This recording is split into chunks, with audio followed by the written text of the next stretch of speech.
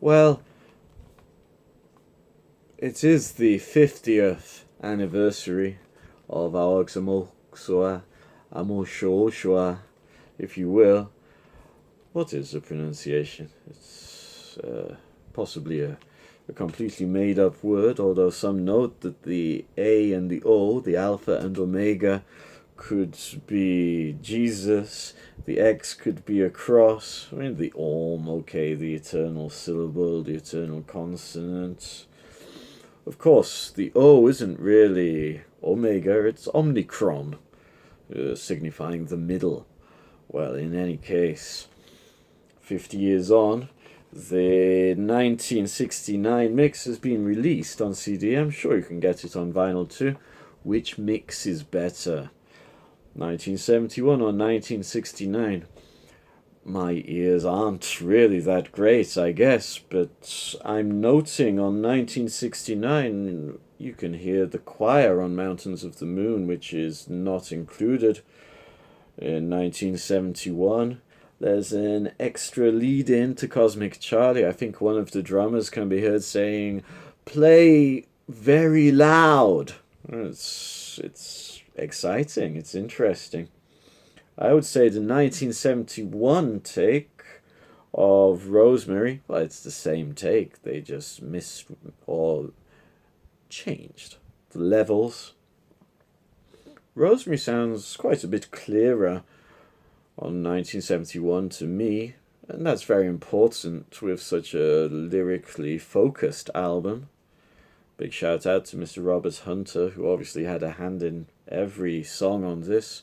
The only other one he did everything for was Workingman's Dead, which I might go around to review in a little while, perhaps in a couple of years when it's the 50th anniversary, as it is the 50th anniversary this year of AOXOMOXOA.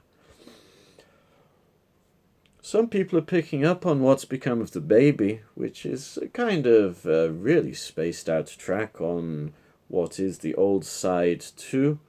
They're saying that there's more effects on the 1969 one to be heard on What's Become of the Baby than on the 1971 issue, which was then official up to this very year when this has been officially re-released as a double header, a double dead header.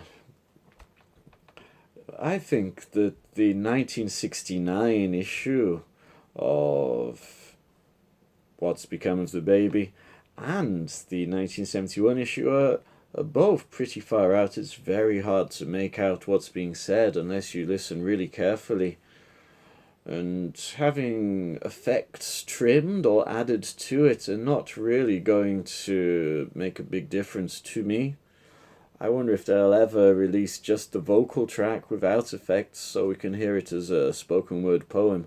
Until that time, I'm not going to make the call of whether the 1969 or the 1971 version is better.